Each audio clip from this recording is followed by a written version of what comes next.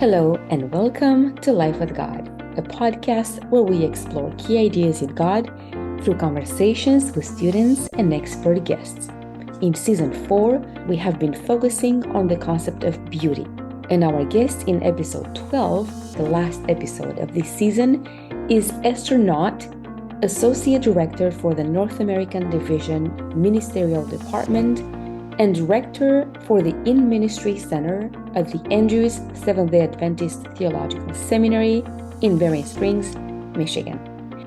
In this conversation, we're also joined by Ariel Charles, Kayla Goodman, and Scott Linton. Before we go into the discussion, we will spend 5 minutes getting to know our guest with a few questions.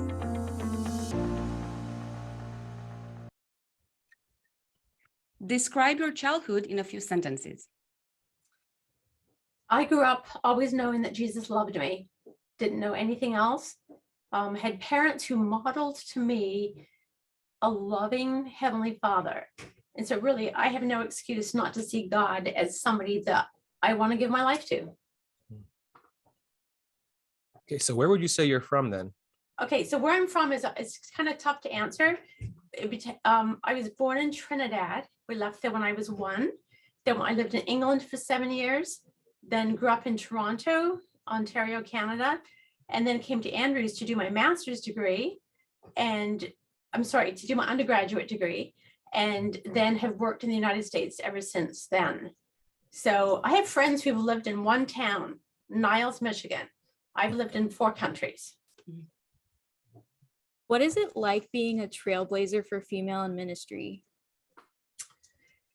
I think one of the interesting things about a trailblazer is that you probably don't know that you're a trailblazer. So I began pastoral ministry in 1980, and I just did it because it was the most natural thing in the world. I didn't know that I was blazing a trail. I was just following God's call in my life. What is your favorite childhood memory?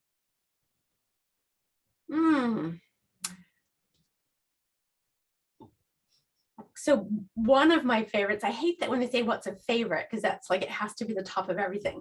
But so one of my favorite memories is when we were in England, we would take the train to church, and on the way back from church, and it was the new gallery center at Piccadilly Circus downtown, my sister Ellen and I would pass out Voice of Prophecy cards to people on the train. And we'd keep doing that in the different cars until we met my parents. And my sister and I have reflected on that and thought, did those people see the same 2 girls every Sabbath? Because just like it was our habit to go be on that train every Sabbath, were there some people that were the same? But one of my favorite memories about that is that I would introduce people to my dad by saying, my daddy knows everything except for when Jesus is going to come. And they would look at me, and because I adored my dad. And so, but I knew there was one thing he didn't know. And so I would introduce him to my dad that way, because in my little heart, I knew that that was a way to share the gospel. And soon I was old enough that I could answer those questions myself. If you were a water form, what would you be?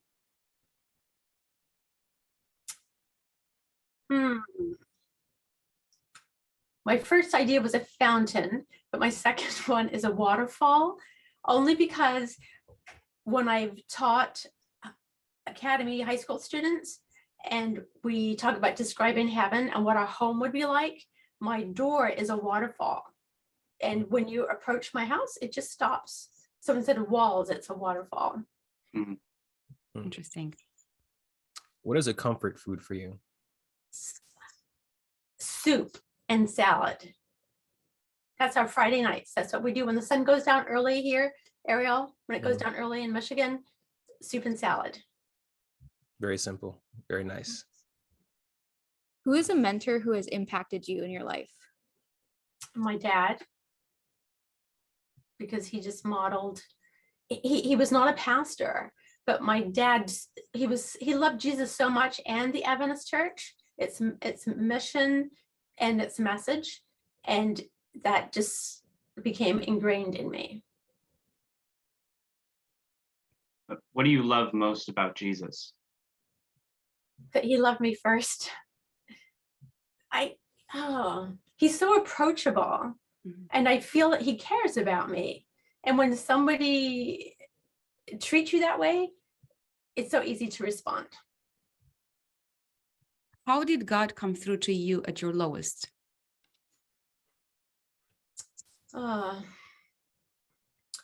He helped me feel valued when I felt I was not. And I could go into what that lowest point was, which I'm happy to, but I'm looking at the timer. It's just that I found out that all the truths about scripture that I teach people, they work. And so he put me through that experience. So it was more than theory. It made a difference in my life. So would you say that inspired your call to ministry? I'm sorry, repeat that? Would you say that inspired your call to ministry? Or what would you say inspired then your call to ministry?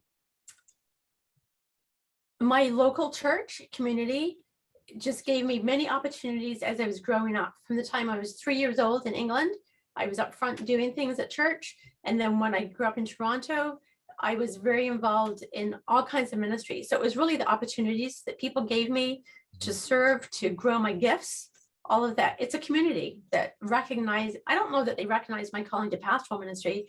They just, here was a child who they could encourage and nurture to live out her faith in practical ways. Thank you so much, Esther, for sharing all of this. There are so many questions that we could begin on the topic of leadership, and especially connected to beauty, which is not a very typical relation, so to speak. But I will open up with a broad question and then see what else comes up in the conversation. So I'm really looking forward to this. Let's then begin with this aspect. Where have you seen, or how have you seen beauty in God's leadership, whether in the Bible or in your experience of God? And where have you seen that in your own experience as a leader in the church? So as far as God's leadership, to me, it's like all through the Bible, starting with the fact that he created a world where he wanted it to be populated with people. And also that when sin entered the world, as a good leader, he already had a plan. So sometimes leaders are reactive. God had a plan. And that to me is part of the beauty of who he is. It's like a parent. When we decide that we will have children, we know they won't be perfect, but we choose to have them anyway. So he just models that. And then in thinking about this topic that we were going to discuss, it's just every aspect of the stories in the Bible, all the way through Revelation, we see the beauty of God's leadership. He's not coercive. He compels us and draws us with his love. So that's how I see, that's a part of how I see God's beauty, the beauty in his leadership. In my own experience, I have the gift of helps and the gift of encouraging. And I like people. I think a good leader likes people. I am an extrovert, but I think as I'm getting older, maybe I'm getting a bit more introverted, or maybe it's just because I get tired sooner. But I think loving people makes a big difference in your ability to lead them. Mm-hmm. When I was doing training for small groups, one of the questions that we asked our small group leaders at the end of the training is, what will make you feel like you've been successful? And what do you anticipate will bring you joy? And what do you anticipate will be a challenge? And one person said, I want to know, I'm afraid I won't be a success. So I said, let me define success for you. And that definition was, do the people that you're leading know that you love them? Mm-hmm. Do the people that you're leading know that you love them? And if you can say yes to that, then I will feel that you have been a success. Because when people know that you love them, you have earned the right to speak into their lives on many different levels. And so it's kind of getting that the coins in the bank before you have to, make a withdrawal. And I've seen the beauty in God's leadership. There's so many things I could say. Like when I worked at Pioneer Memorial Church, I remember, as a team, you have to work together. And we had gone through the book, 5 Dysfunctions of a Team by Lencioni. And we were willing to recognize where we needed to grow. And we determined that we were going to behave as a small group. And so our first 90 minutes of staff meeting on Mondays was worshiping together, praying for one another. And once one of our elders was waiting outside to come in, but we were still praying. And he commented on that. And people wondered how we could take so much time to spend in the worship and bonding time together. But when you've spent that kind of time together, the agenda goes faster, because now when you're having disagreements or different opinions about things, it's not personal, because we know how we feel about each other. It's that when we all give our input and different perspectives, we can make a better decision. And if you don't feel safe sharing your ideas, then we are lacking in making a good decision, because we need to hear from you, because together we make the best decision. Well, there's a lot already in here that we could unpack. I'm just going to pick up on one thread, and that is the thread of love. Beauty in leadership is shown through love, when you love people and when they experience that. So it's experienced both by you as a leader, that you experience leadership as a beautiful thing when you're able to love them. And likewise, they perceive your leadership as beautiful when they experience that. And that gives you permission to really relate to them. What are some of the challenges that you have experienced, whether in your life or in somebody else's life as a leader, when it comes to loving people? Because it sounds very nice and ideal, but I'm sure it's not always easy, right? Or maybe. Yeah, no, I think it's easier for some people than it is others. And I'm just one of those people for whom it's easier for, which isn't to say that it's never hard. Mm-hmm. In fact, there's one person in my life right now who I can love them in the sense of God says I should, but I don't feel love toward that person. We recently our nation went through a difficult time, and people have different opinions on topics that affect personal choices. And I remember this person got sick, and so I took soup to that person's house because they were sick, and that's what I would do. So sometimes when we love a person regardless of how we feel. They say that your feelings follow your actions. So I worked in Michigan Conference for 16 years as a pastor. And often when people know that, the first words are, how did you survive? Well, I wasn't surviving. I thrived working with my colleagues in Michigan. And because they have a reputation of being conservative, but there's more that we have in agreement than what we disagree with. And I think because of my journey, I've always had to work beside people whom I know did not think that women should be pastors and that women shouldn't be ordained. So that's the reality of my life. So I have developed skills to work alongside people and really love them, even if they have a different opinion. How do you combat that in a sense? Because as a young female in ministry, I very much struggle with people who don't think I have a seat at the table. But you're someone who has been in the game a lot longer than most people could imagine with being a female in ministry. And how do you continue to be able to share that love with people? Because I feel like I wouldn't be able to be as kind as you are. I think, Kayla, part of it is that I see them for more than just that one issue. And so if I knew that there was a pastor that didn't think I should be doing what I'm doing, I sit with them. If they have a baby born, I send them a card. If somebody dies in their family, I just be a pastor to them. And that's not in my current role, but just as a human being, And maybe that comes from asking God to help you see them through his eyes. And, there's that text that talks about heaping coals of fire, heaping coals on a person's head. But when I was 17 years old and a student at Andrews, Romans 12:10 became my life text, meaning a text that is my go-to text. And in the Revised Standard Version, it says, outdo one another in showing honor. Outdo one another in showing honor. So I think that is how I have approached people who have a different opinion. I'm going to outdo you in showing honor.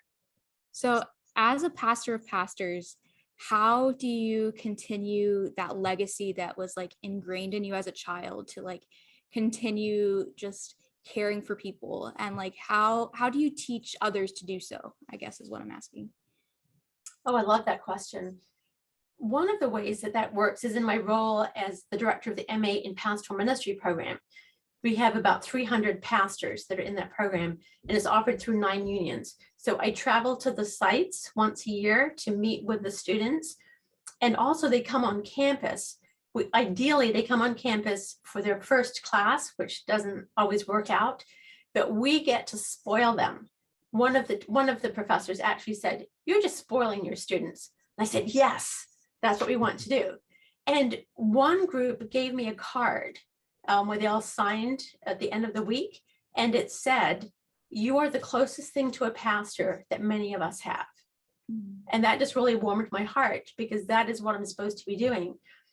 Another comment that I often hear is that you spent this week modeling to us how we need to treat our congregation.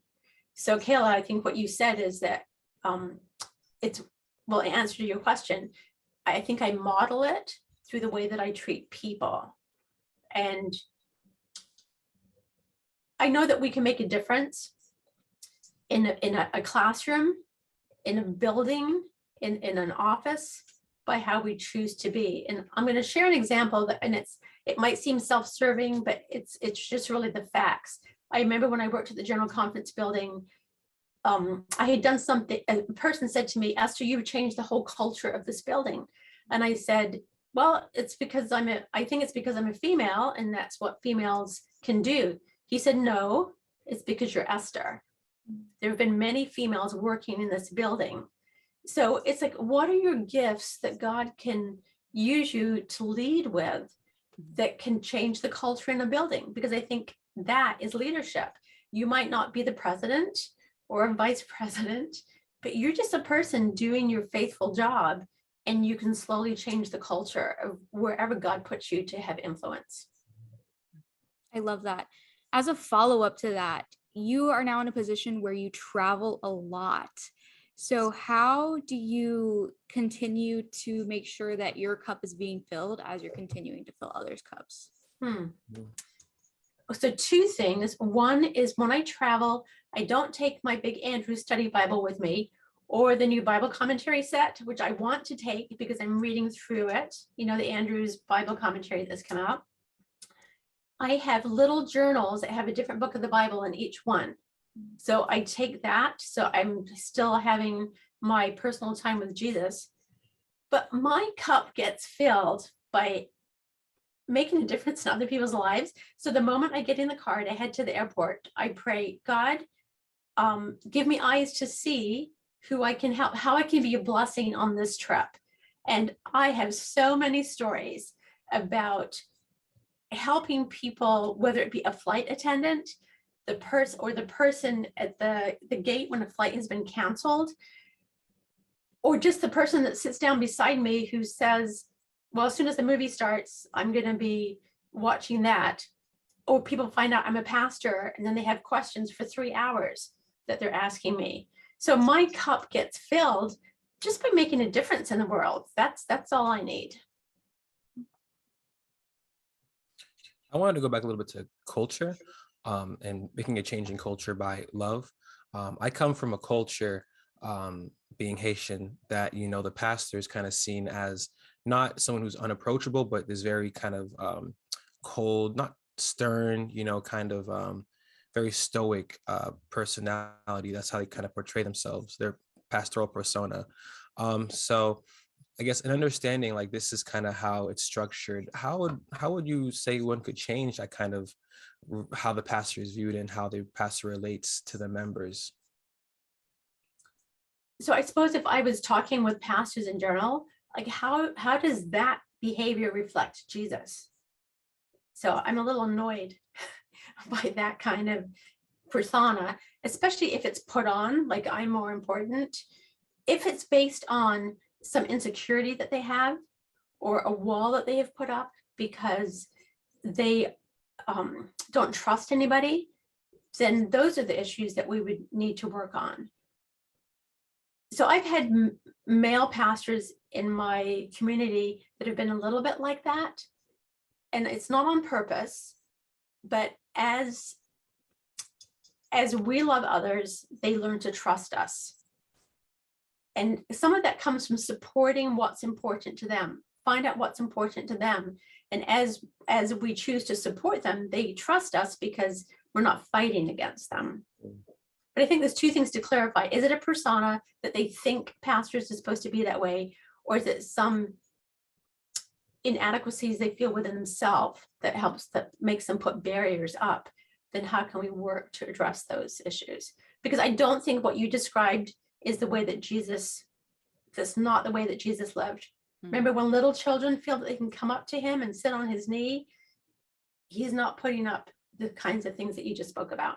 Mm-hmm. I think we're touching on a core issue here, because Ariel, this is not just in your culture. This happens in many cultures. I can definitely testify that growing up in a communist system and then living my teenager at the transition outside of away from communism, the leadership in my country is, when you have a totalitarian leader, that's going to trickle down, including into the church, because these are the models that we see. And so what we're trying to do in this program is precisely that, to reframe our thinking about leadership so that we don't take our cues from society and cultures, all of which are fallen in some way or another.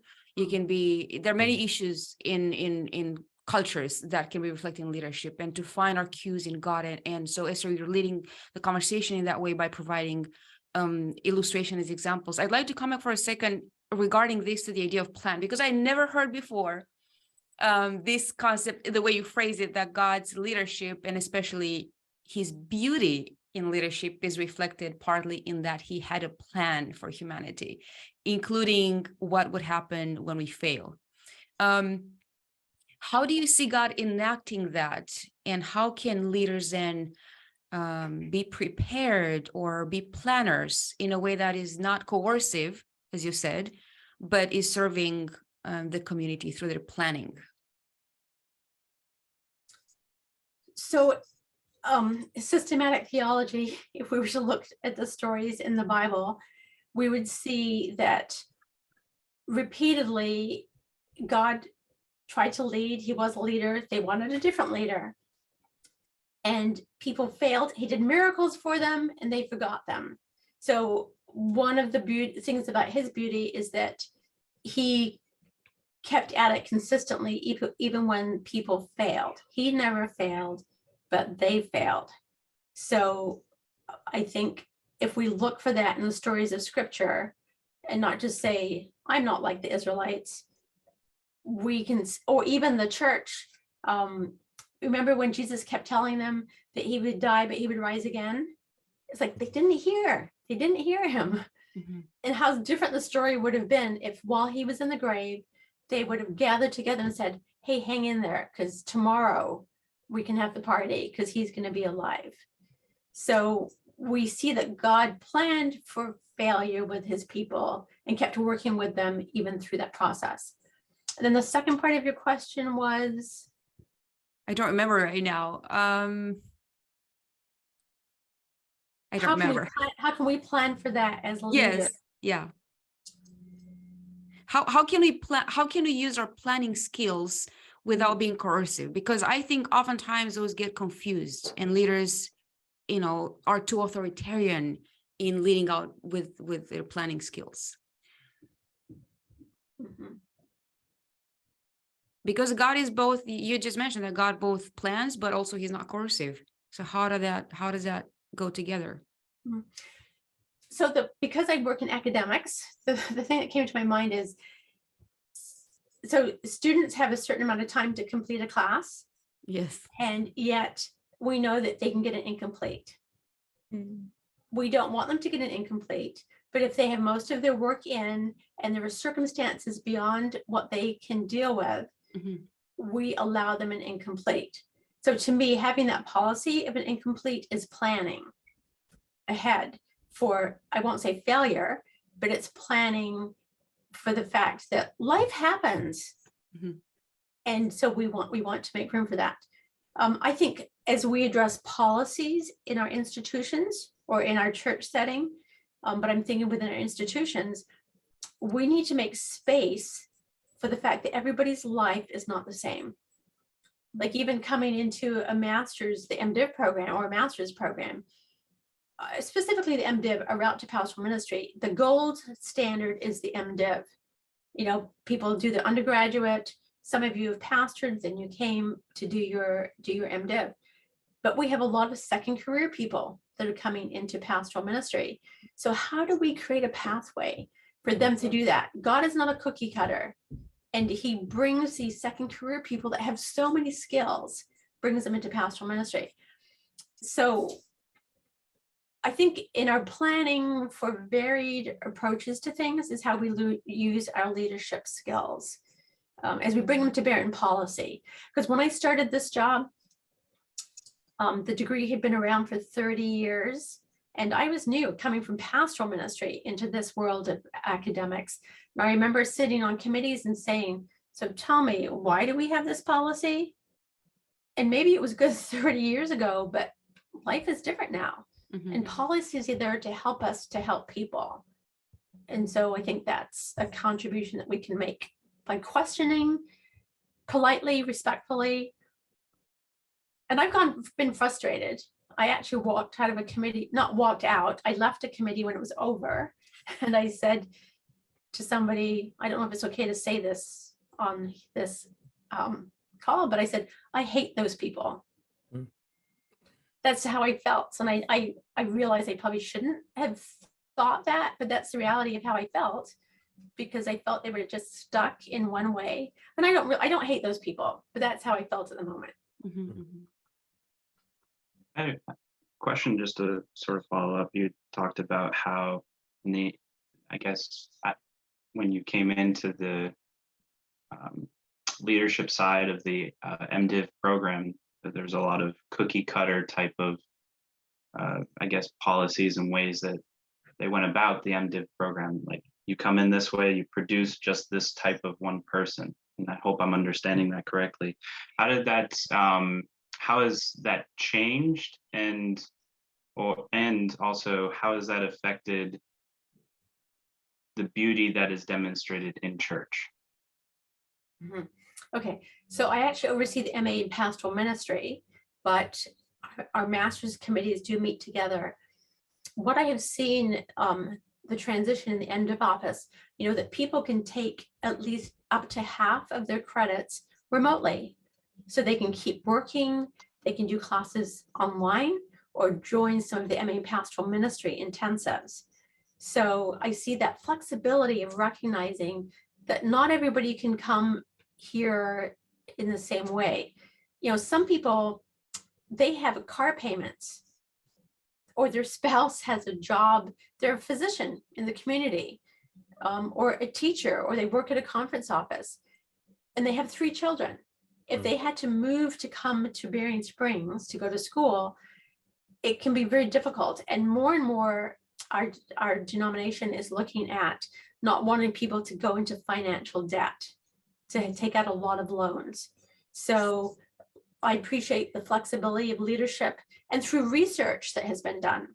The North American Division has done research into indebtedness, the stresses on pastors' families, and then taking steps to help alleviate that and counseling people what to do. So that is why even through our accrediting agencies for theological schools, they are encouraging different options for people so that they can get their degree, equip themselves for their calling, but not have the downside of it also.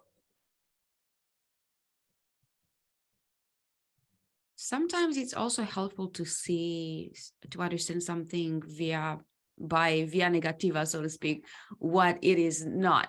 So maybe looking a little bit of the opposite of beauty in leadership. How have you seen, I don't know if I could call it ugliness or whatever is the opposite of beauty.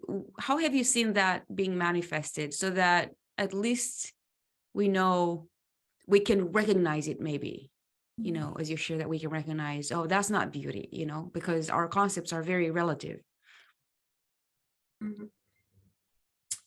I think when it's not pretty when people want to take credit for everything. Like there's some good leaders take all the blame, but they share the credit with others. And I think I've sometimes seen a leader who just makes everything sound like it was his or her idea, when it would be so rewarding, and they would create a better team if they would say, hey, so-and-so shared this with me and I loved it, so let's work on this together. Ugliness or non-beauty, I think, is when people want to manipulate the situation so they can do what they view, their perception of what it means to advance in the status of the church. So they manipulate people or circumstances to do that. For me, I've never asked for a job or applied for a job except for when I was in high school, when I worked in housekeeping in the hospital. All the other jobs that I've had, God has just opened the door for them. Which isn't to say that you shouldn't apply for a job, but it's the position that I'm in is not because I ever thought that I would be doing this. And I don't even see it as upward mobility, because I serve more people now than I did when I was at a local church. So I'm a bigger servant now than I was before. Esther, you're one of the most humble people that I know, and I've observed you throughout the years and like different committees we've served on. And that was one of the big things why I chose you as my mentor here at seminary. How do you maintain those like healthy boundaries and just that of a leader who's a leader of leaders, because you continue to mentor on all levels and you have found yourself in one of like the highest positions I think any woman has ever been in our church. So how do you continue to just like, I don't know, maintain those healthy boundaries in your life and continue to pour out? Thank you for your kind words. So can you express further what you mean by those boundaries? I think more of what I'm saying is that like you're also like a wife, you're a mother, you're a grandmother, you have like all of these roles in your life, and you're also at like one of the highest leadership positions in our church and being able to minister to pastors and that. So how do you like, what are the ways that you're taking care of yourself and your family as well as fulfilling the responsibilities you have? Good point for reflection. Okay, so by the way, I'm not a grandmother yet. Oh, I thought you were. Sorry. No, it's okay. Tell my daughter that. Yeah. No, so when my daughter was born, I was pastoring and then I had a daughter. My husband chose to stay home with our daughter. He felt it was more important to the work of the church for him to stay home with her than it was for me to change my job.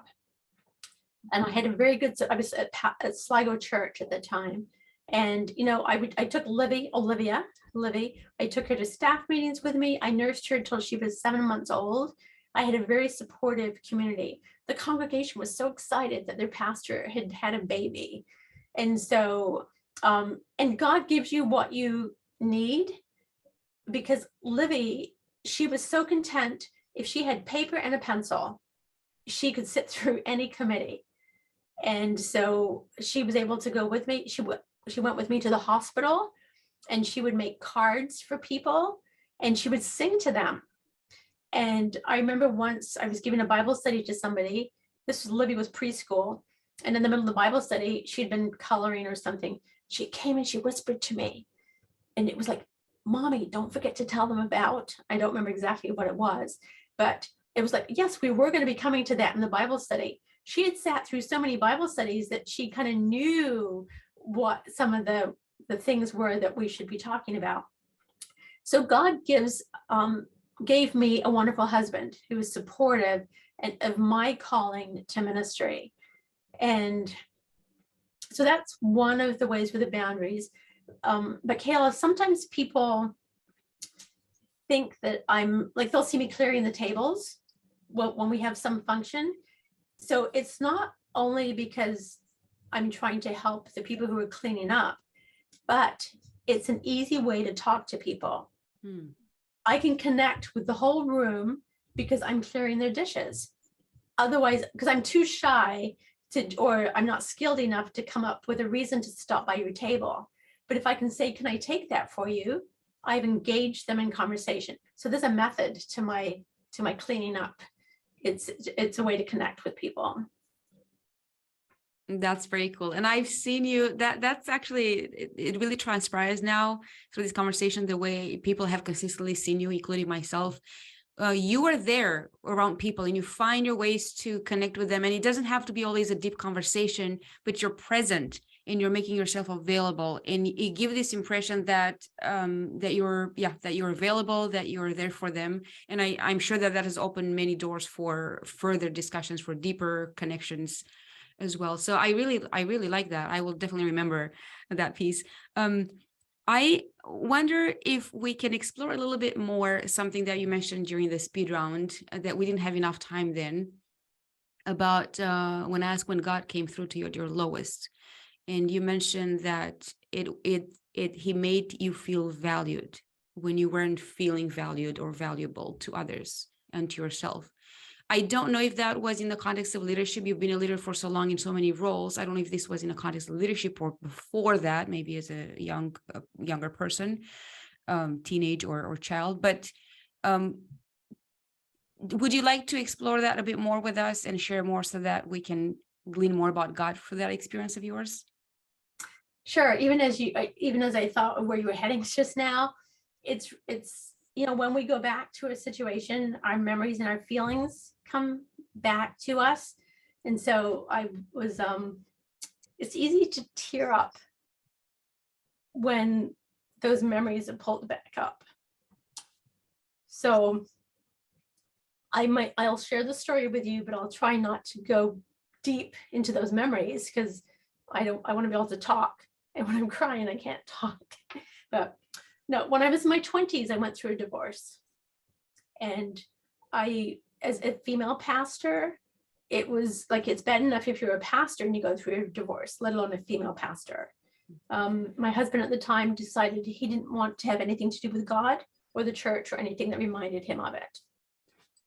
And at the time I was in graduate school here at Andrews, and I was the graduate assistant for Family Life International. And in the next month, I was going to be speaking on how to have a positive sense of self-worth God's way. And I remember laying in bed, just sobbing, feeling like I was of no value, and growing up with high moral standards of purity, just also like feeling like a dirty rag that somebody had tossed aside. And just that was a difficult time for me. And I remember laying in bed and God saying to me, "Esther, what are those principles that you're going to share with people about how they can have a positive sense of self-worth because of me, not because of somebody who say that they love you and then later they say they don't love you anymore?" So going through those principles made a big difference. And by the way, that seminar came out of a paper that I did for my master's degree. So who knew that, some intellectual thing pursuit in my degree was in religious education. was going to have such an impact on my life. And the way that I see that God used it is that a couple years ago, coordinating Family Life International, Andre Bustanabi was one of our speakers. And his company had sent me a lot of books that he had written. And one of them that I had tossed aside was called, But I Didn't Want a Divorce. And like, why would I need that? But it was still on my shelf. So even before I was going to go through this situation, God had provided for me. And books are an important part of my life.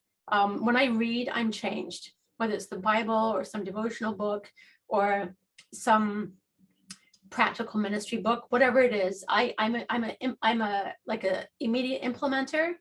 I read something and I start to apply it to my life. So, yeah, God brought me through that. And the beautiful thing is, the thing that I thought would like destroy my ministry, it has so often helped me as I minister to people. Somebody will come and see me, or a parent will talk about their child who's going through a divorce. It just happened last week.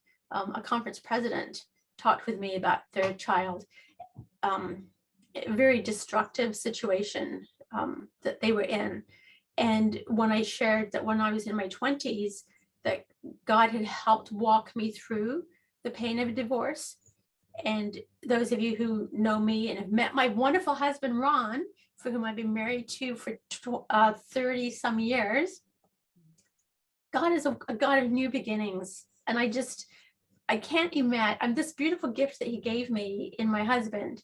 And what's wonderful is that when we were dating, Ron said to me, Esther, with all that you've been through, I'm amazed that you would choose to marry me.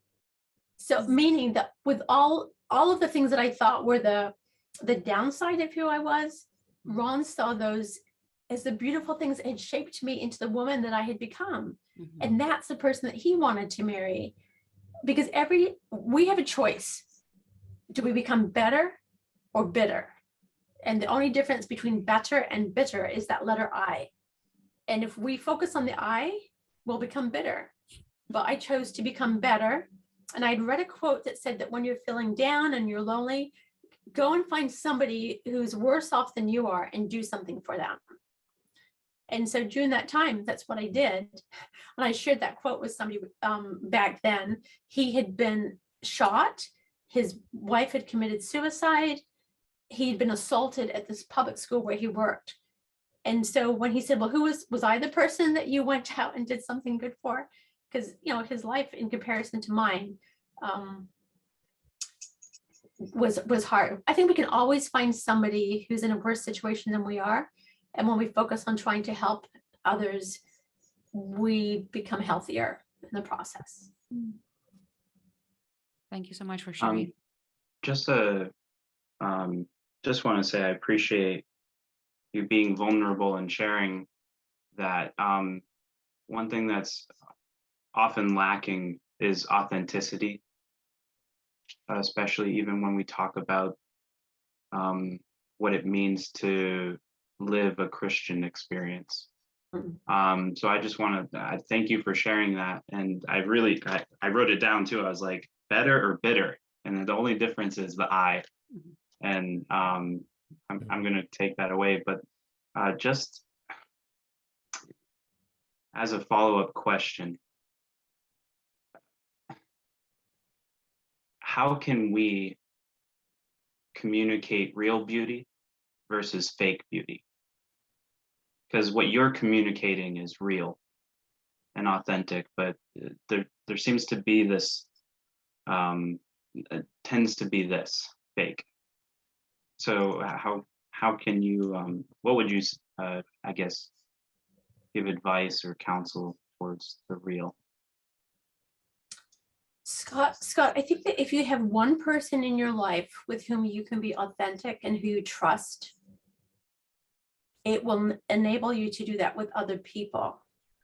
Because if that one person loves you regardless, and I've just been reading a book called Mending Ministers. It was published with the Called Convention, and it was talking about spirituality. And just this morning, I was reading this part about we as pastors can give this persona to people, but then there's the real us. There's the front of the stage and the back of the stage.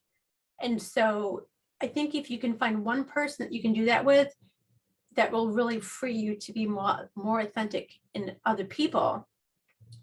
And even if you don't have that friend, I think for me, it was knowing that God knows everything about me, and yet he still loves me at the lowest point of my life or the highest. And so I think that can help us. Yeah. And just quick question, just follow up, and that is that as far as that one person, should that one person, for those who are married, be your spouse? Or should it be outside of that? Mm-hmm. Well, it helps if it's your spouse, but as far as pastoral ministry goes, I think it's good if you have a same gendered colleague. And it doesn't even have the book reading this morning, it doesn't have to be somebody that you can meet face to, in person with. Ideally, it's nice if they're in your community, but the book even suggested it doesn't even have to be a Seventh-day Adventist. Sometimes we feel safer with someone that's not an Adventist. They have no connections. They don't know who you're talking about. So just you want obviously someone that will have a godly influence in your life, is, biblical leadership principles, not the business world where it's about outdoing, in different ways. I have a question. And again, thank you for sharing your story on what you've been through and how God has worked for you. And when you were telling your story, I kind of heard like a bit of a maybe connection between what it looks like to be a follower and how being a follower also influences how you lead and how you influence people around you. So would you be able to expand on that a little bit? Well, I think in our lives, we are both leaders and followers. So it depends on what your specific role is. So I did a presentation once called Leading from the Second Chair. There's a book by that title. So when I was at Pioneer Memorial Church, I was an associate pastor. So that's being a follower, but it's also being a leader, because on our staff, we are then the main leader for the different areas that we oversee. So even at the North American Division, I am an associate ministerial director, but I get to have input on the things that our team does. But in that role as an associate ministerial director, I'm also the director of the In-Ministry Center, the director of the MA in Pastoral Ministry. So we're always working with teams. Different times, people take the leader's role, and then sometimes the follower's role. Does that answer your question? No. Well, I would say it kind of goes into it. But I wanted to maybe go a little bit more into the last part you said, where people take the follower's role and then take the leader's role. How does that transition just happen? Because I don't think that can always be a smooth one for one to go back and forth between being a follower and then being a leader. So how does one, I guess, get accustomed or grow into that sort of model of, I guess, responsibility that you share with others? Mm-hmm. So I think some of it depends on what you think about giftedness, because we all have different spiritual gifts or personalities as well, and those are not gender-based. So, for example, when I worked at Pioneer Memorial Church, when an idea would come to the table, were a couple of us that were ready to jump in and just do it, just okay, because our temperaments were, doesn't matter what difficulties will come up, there's nothing that we can't overcome. Yet there's somebody else at the table that is bringing up all the difficulties that we're going to run into. And have you thought about this? And if we didn't know the person, we'd think, man, they're always saying something negative, pouring cold water on our ideas. But when we recognize that that person is on our team because they can prevent us from doing some crazy things, and they're not asking those questions to be negative, they're helping us systematically think through a process. And we need to allow them to lead in their area and to listen to them. And so sometimes our team would discuss something and then we divide up who's going to take responsibilities for specific things. So even like I'm thinking when I pastored at Sligo Church, I was the pastor for worship. I didn't feel that it was my responsibility to come up with everything. We would have a meeting on Monday where we'd talk about the theme and everything else. And then my job was to help carry out what our team had discussed, because our worship service represents every single pastor on that team. If something goes wrong, or it's wrong theology, or some music, or whatever, it represents all of us. So in that sense, it's a bit of being a follower and listening, but then also leading. And you mentioned about Jesus. It's like, really, as I follow Christ and want to lead as he led, that gives me it keeps me from the arrogance of, well, I'm the leader and you have to do what I say. He led through influence. And so when we listen, I think that gives us the heart to touch other people's hearts. And one more question. Thank you again. So since you know our idea of leadership comes from God and how he leads, do we see this kind of following leader and then going back and forth within God himself? Or even if we do, or if we don't, or if we do, we see it? And if we do, how does that look like? Mm-hmm. When I think of the Trinity, I think of, I don't want to get into deep theology here, but it's like they have different roles. They're one, but they have different roles. We see how God worked through his son Jesus, through creation. The Holy Spirit was present. And so I think we see it exhibited in the Godhead. And when you have a good team of people, they will do it without being threatened. I mean, why are we threatened? We think somebody wants to take our job. Well, if we trust God, if somebody takes our job, God will have something else for us. Instead of getting into the politics of all of that. It's how can we together best serve people, bringing our skills to the table. Yeah, I'm glad that the concept of shared leadership came up in the conversation too. I will come back to it. I see that Kayla has a question, and so I will give her the space and I'll come back to it, and we'll conclude maybe in the next 10 minutes or so, since our time is running low here. I was just going to follow up, Esther, with the concept of team. So sometimes we find ourselves without the structure of a physical team. How can we personally build our own teams so that we're able to bounce off other people and have those people who might be like, hey, think about this. So what's your advice to build a personal team? So on books that deal with coaching and mentoring, they suggest that you have different coaches for different times in your life and for different things that you want to accomplish. So Kayla, while you're in the seminary, but you're also a dean on our campus. So in a ministry leadership position there. So I'm just trying to think in your specific situation, if it was something related to the dorm, you might have some friends who are counselors that could help you. Because if you're in a women's dorm, it's a lot of conversations about, you broke up with me, or just jealousy issues or roommate issues, or helping people with study plans. Like, how can they achieve? You're probably a coach yourself in many different areas. So it could be, so finding people with the skills of what you need. So some of it won't be like a friendship and mentoring thing. Sometimes that will be a coach for a situation. And sometimes people will come to me with a question that is outside my skill set. I don't need to fake it. I don't know everything, but I will try to connect that person with somebody that can help. And what I found is the best is that I don't just send you to that person. I introduce you to that person. That used to be the old-fashioned way that people did things. They would say, would you introduce me to her? Would you introduce me to him? And so I think that piece of introducing somebody, so it's not just some email that comes, but if it's somebody on campus, walk them down to their office and say, I'd like you to meet so-and-so, and give them like one or two sentence of what the issue is, so that you can get into the conversation. I love that.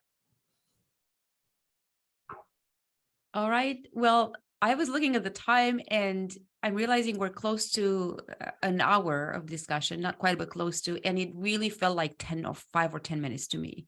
I suppose that is what happens when you have a good time, and this has been a great learning experience for sure. I'd like to raise maybe one last comment and question before we go into takeaways. So first of all, you talked about share leadership in the Trinity, and I think that is essential. That is also what has modeled kind of this program where we make space for conversation. And I think just having a voice is already being a leader. When you say something, you communicate, and everybody's changed in the process of listening to each other. So, and that has been also very nicely exhibited today, I think, in this conversation. But back to your experience of woundedness. When you were talking about that, this concept of wounded leader came to my mind, which is what you have become after that low. And these experiences stay for us and shape us for life. We don't ever go back to the before. It's we're wounded, we will carry that with us. We change, of course, and we recover, but that experience stays with us. And how there is beauty in being a wounded leader. And of course, my mind that has to go to Jesus, because Jesus has carried the heaviest wounds ever that any being in the universe could ever do on the cross. And so he is a wounded leader. And the most beautiful thing about Jesus, I think everybody who accepts Christianity will recognize that it's a cross. It's a paradox, but it's precisely because of that woundedness. And so I think that is just a wonderful thing to highlight here. And I think it will change our perspective about how we see our woundedness and our wounds, because oftentimes we think that is a negative or is a distraction or a destruction to our ministry. And yet Jesus and you have exemplified how that can be enabling actually and a beautiful thing. Any further comments about that before we go into takeaways on your part? I think what you said about our own wounds, but it helps us to also recognize other people's wounds and how God can use their woundedness. And in part of my presentation that I did about seeing ourselves through a positive sense of self-worth through God's eyes, there's an illustration of a woman. She's sitting at a park bench and the wind comes and blows her bag, and a man comes to help her, and it's all these little pieces of paper that are scattering. And as he collects them, he sees things that say, oh, you're so stupid. Why can't you be like your older sister? You're always getting in the way. You're the reason I have all these headaches. And he wondered why she had all of these papers that she was carrying around with her. She said, well, these are part of my past and they're always with her. And he hadn't, but then there were some that said, thank you for calling me. Your conversation meant a lot. But, we tend to focus on the negative things. And I think the point of the illustration is that everybody has a bag. We can't see them. But if we knew what was in each other's bags, I think we'd be way more compassionate. If that teacher at the school knew that when Johnny's at home, he can't do his homework because he has to cook supper because his mom is holding down 2 jobs, we would be more compassionate. And in the program that I oversee, the M.A. Pastoral Ministry, I hear the stories about why the students can't turn their homework in and why they need that incomplete, why we have the incomplete policy, and sometimes even an extension on the incomplete. But it's because their child tried to commit suicide, or their child was kicked out of school, or their wife was assaulted, or their parent is losing their memory and they're having to move them into an assisted living facility, or the senior pastor had an affair and now they as the associate are having to run the church and dealing with the fallout. So the more we know about each other's stories in appropriate ways, the more compassionate we will be. And I think that's why God's heart is so tender toward us, because he knows everything about us. Thank you so much. This has been a wonderful conversation. And it's amazing also how the different aspects kind of came together to really give us a portrait of leadership, building leadership in God, and also how we can exemplify that in our holistic being and experience. Thank you so much, Esther. Very much appreciated. I'm curious to hear the takeaways. So let's go ahead and share what are some of the things we go away with in particular.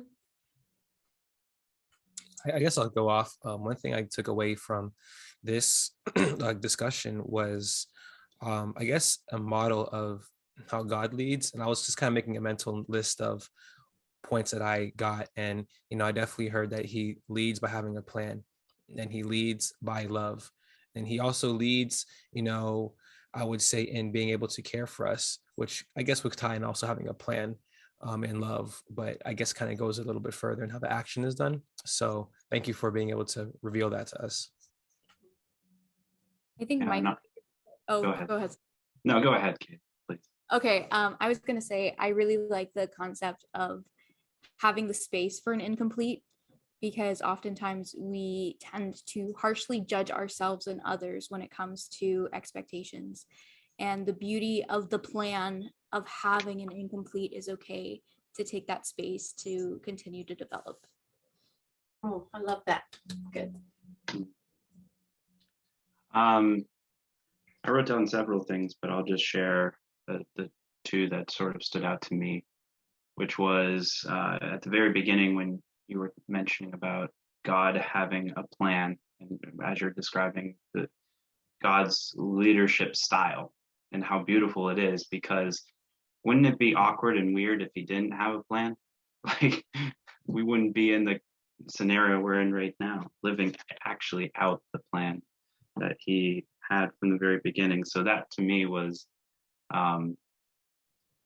never looked at it that way, and it I think it will help me as I continue not only my studies but also later on as a pastor, that having a plan is beautiful, and to have those plans put in place is important.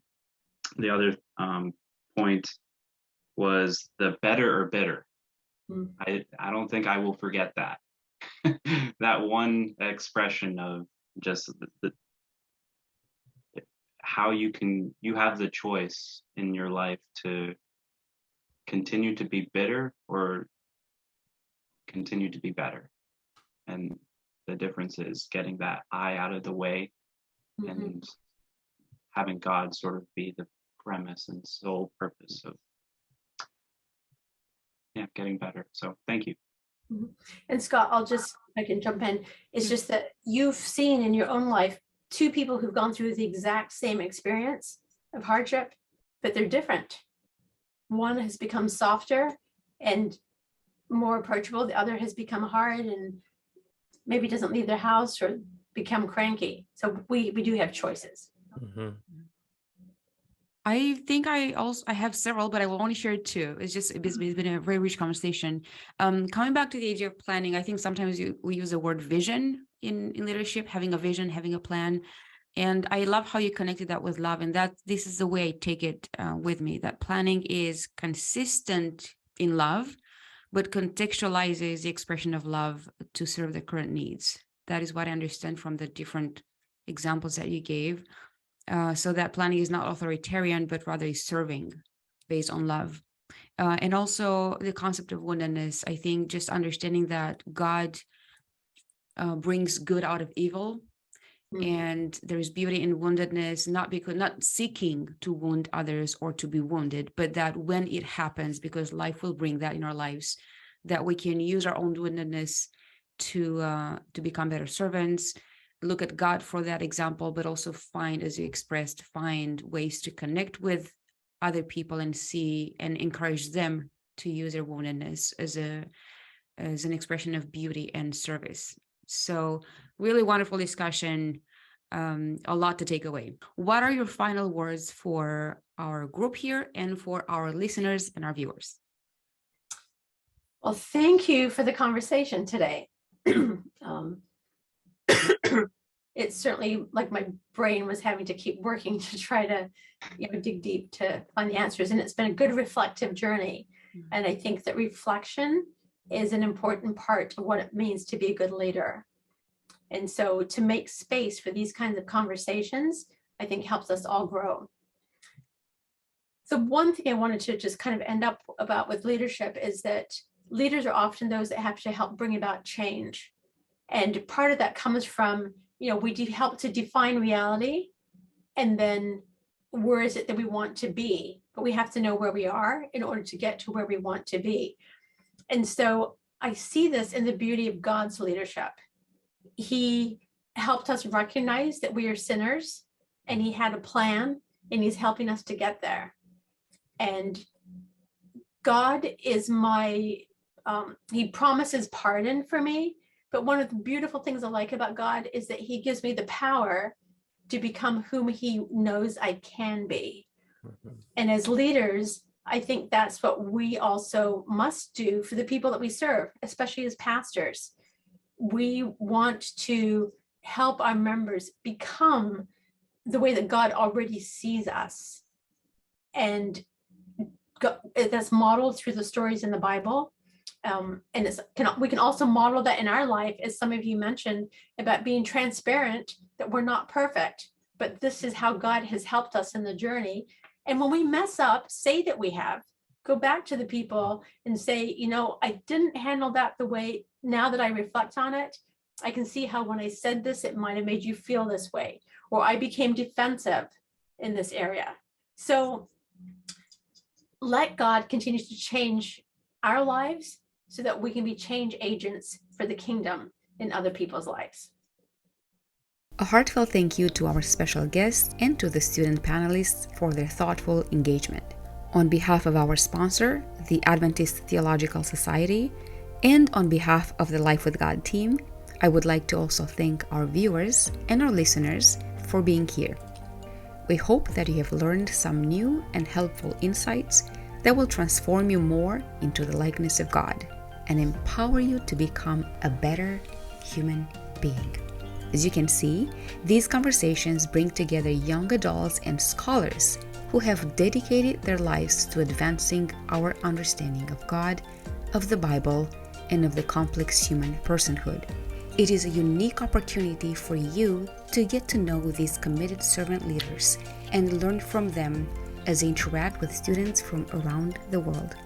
If you would like to support this podcast, you can do so with your presence, your comments, your prayers, and by sharing the program. If you're so inclined, you can also extend your financial support by donating to the Adventist Theological Society. To do so, go to www.atsjats.org/resources and find the Donate Now button. Make sure you also subscribe to the Adventist Theological Society YouTube channel, where you will find past and ongoing seasons. Thank you again, and I hope that you will join us next time as well.